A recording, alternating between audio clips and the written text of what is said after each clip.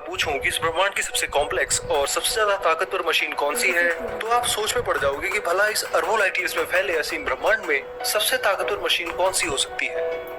पर अगर आप गहराई से सोचें तो आप पाओगे कि जिस मशीन की मैं बात कर रहा हूँ वो खुद आपके शरीर के अंदर मौजूद है, जिसे आप मस्तिष्क, दिमाग या ब्रेन कहते हो। हर रोज 6200 बार सोचने वाली और 100 अरब से ज्यादा बार शरीर को संकेत देने वाली ये मशीन इस ब्रह्मांड की सबसे जटिल चीज है। टाइप 0 से लेकर के टाइप 5 तक की हर सभ्यता और हर जीव के अंदर मौजूद ये चीज हमारी इंटेलेक्ट और कॉन्शियसनेस के लिए जिम्मेदार है, जिसकी मदद से हम कुछ सोच पाते हैं। प्राचीन युग में दिमाग के ऑपरेशंस को समझ पाना और उन्हें साइंस लैंग्वेज में डिकोड करना बहुत मुश्किल काम था, पर आज हमारे पास आधुनिक गैजेट हैं जो दिमाग की पूरी 3D इमेज बना करके उसके फंक्शंस और काम करने के तरीके को समझ सकते हैं। पर इतना सब होने के बाद भी हमारे शरीर की इस सबसे कॉम्प्लेक्स मशीन की बहुत सी बातें हैं जिन्हें हम आज तक समझ नहीं सके हैं।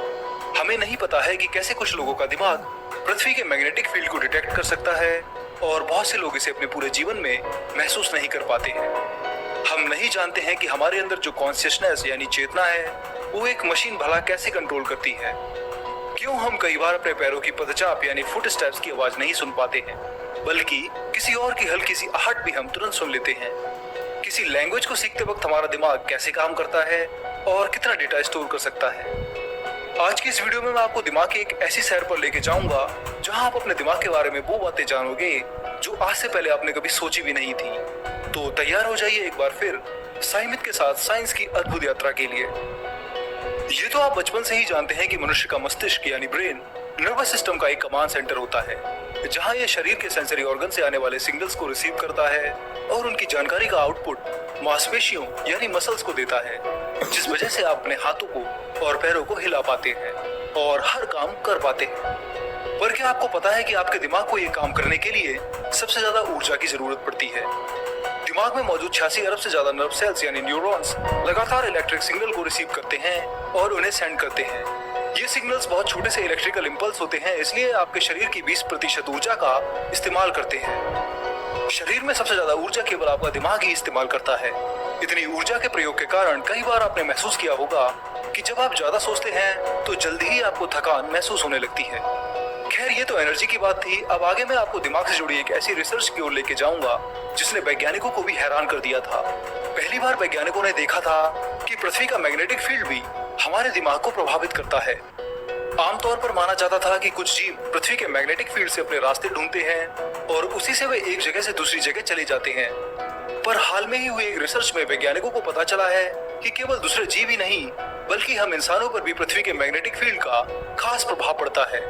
वैज्ञानिकों ने इसके प्रभाव को देखने के लिए 34 लोगों को एक बंद डार्क कमरे में आर्टिफिशियल मैग्नेटिक फील्ड के सामने बैठाया, फिर उनके दिमाग को स्कैन किया। 34 में से 4 लोगों पर जो इसके रिजल्ट देखने को मिले वो पहली बार इसकी पुष्टि करते थे कि इंसान का दिमाग भी पृथ्वी के मैग्नेटिक फील्ड को डिटेक्ट करता है। उन 4 लोगों के रिजल्ट से पता चला कि जब भी उनका दिमाग मैग्नेटिक फील्ड के आसपास आता है तो उनकी दिमागी तरंगें घटने लगती हैं, जिससे वैज्ञानिक पता कर पाते हैं कि उनका दिमाग एक खास प्रकार के सिग्नल को रिसीव कर रहा है जो वास्तव में एक मैग्नेटिक फील्ड है। हालांकि ये रिसर्च एकदम नई है और वैज्ञानिकों के अनुसार ये केवल बहुत कम लोगों में होता है, पर ऐसा क्यों होता है इसके पीछे की वजह अभी तक साफ नहीं है।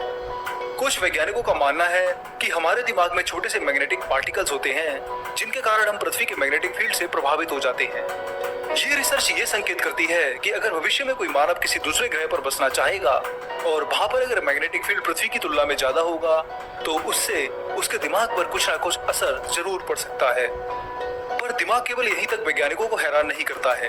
एक नई रिसर्च से पता चला है कि आपका दिमाग कई बार बहुत तरह की आवाजों को खुद से फिल्टर करता है, जिस वजह से आप बहुत सी आवाजों को सुन नहीं पाते हो।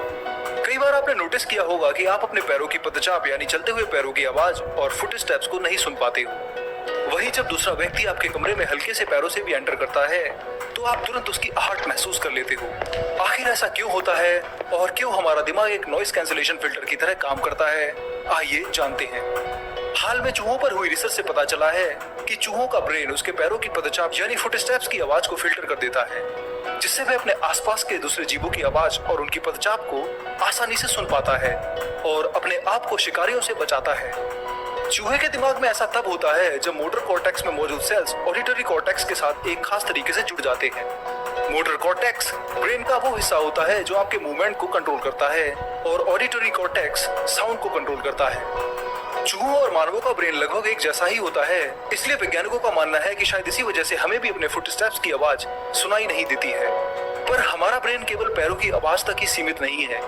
ये आवाज को फिल्टर करके आपको सोने में भी मदद करता है और सपनों को भी कंट्रोल करता है। ज्यादातर हमारा ब्रेन बेकार की आवाजों को फिल्टर करके केवल काम की आवाजों को सुनने में मदद करता है।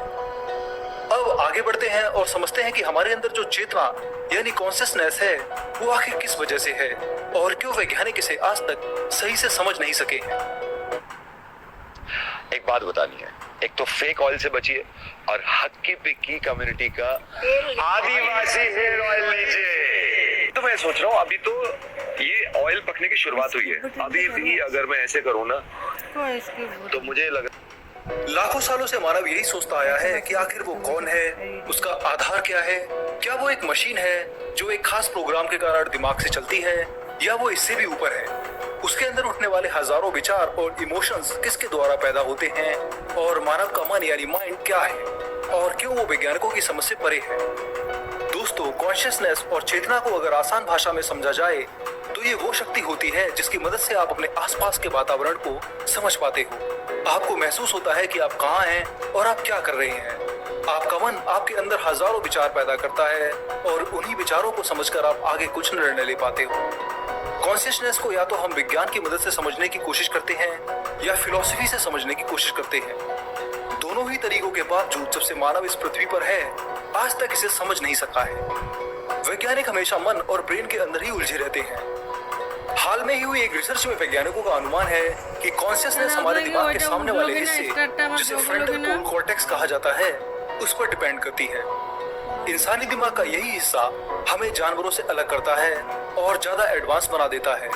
हम जानवरों की तुलना में ज्यादा सोच पाते हैं और उनसे बेहतर काम कर पाते हैं।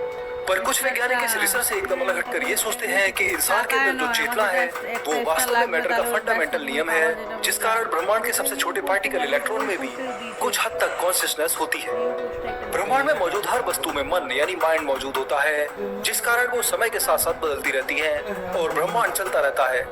हालांकि एक फिलोसॉफिकल थ्योरी है जिसे पैनसाइकिज्म कहा जाता है और इसका आधार हिंदू धर्म के उपनिषदों पर ही है जिसमें हर चीज के अंदर आत्मा के अस्तित्व की बात की जाती है और आत्मा को ही कॉन्शियसनेस का आधार कहा जाता है।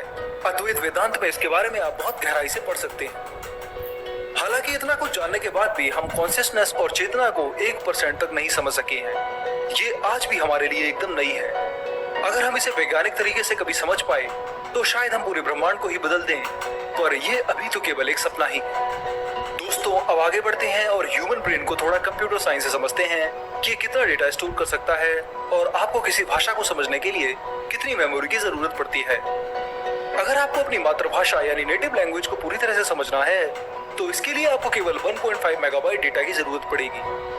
हालांकि हमारा ब्रेन कंप्यूटर की तरह बाइनरी में डेटा स्टोर नहीं करता है, बल्कि उससे भी ज्यादा 26 अलग अलग तरीकों से डेटा को स्टोर कर सकता है। तो अपनी नेटिव लैंग्वेज को पूरा सीखने के लिए आपको केवल 1.5 MB यानी 1,25,00,000 बिट्स डेटा की जरूरत पड़ेगी, जिसमें आप अपनी भाषा के सभी शब्दों को स्टोर कर पाओगे। और आपका ब्रेन इतना एडवांस है कि ये केवल यहाँ शब्दों के ग्रामर के बिना ही उनके मीनिंग को स्टोर करके आपको आपकी मातृभाषा में परफेक्ट बना देगा। अब आप कितने परफेक्ट बन पाओगे ये आपके दिमाग की प्रोसेसिंग और मेमोरी पर निर्भर करता है। इंसान बेस्ट कंडीशन में एक दिन में केवल 1000 से 2000 बिट्स तक की डेटा स्टोर कर सकता है और सबसे खराब कंडीशन में केवल 100 बिट्स ही। अब आपको अगर अपनी भाषा में पूरा परफेक्ट बनना है तो आपको 1,25,00,000 बिट्स याद करने पड़ेंगे, जो आपका दिमाग सालों साल के अभ्यास के कारण स्टोर भी कर लेता है। सबसे कमाल की बात जो है वो ये है कि आपका दिमाग जिस डेटा को स्टोर करता है वो किसी रोबोट से एकदम अलग होता है। आपका दिमाग आपकी मातृभाषा के ग्रामर और नियमों की जगह शब्दों के मतलब स्टोर करता है, इसलिए आप ज्यादा क्रिएटिव तरीके से मशीन से बेहतर लिख सकते हो। इसी वजह से कई बार एक ही शब्द के दो मतलब होने के बाद भी हम उसे आसानी से समझ लेते हैं। वहीं पूरे दिमाग की स्टोरेज की बात करें तो आपका दिमाग एक अनुमान के मुताबिक करीब 1 पेटाबाइट तक डेटा को स्टोर कर सकता है। ये इतना ज्यादा डेटा है कि इसमें आप 1 GB के 10 लाख मेमोरी कार्ड्स को भर सकते हो। अगर आप इस डेटा को स्टोर और प्रोसेस करने के लिए कोई कंप्यूटर बनाते हो तो उसे ऑपरेट करने के लिए ही आपको एक न्यूक्लियर पावर स्टेशन की जरूरत पड़ेगी। दरअसल इतनी मेमोरी को प्रोसेस करने के लिए आपको 1 गीगावाट पावर की जरूरत पड़ेगी, जो इतनी ज्यादा है कि इससे आप दिल्ली जैसे शहर में 5 लाख घरों में बिजली की डिमांड को पूरा कर सकते हो। पर हमारा दिमाग केवल 20 वॉट पावर का इस्तेमाल करके ही इतनी मेमोरी को पूरा प्रोसेस कर सकता है, जिससे पता चलता है कि हमारा मस्तिष्क इस ब्रह्मांड की सबसे अनोखी चीज है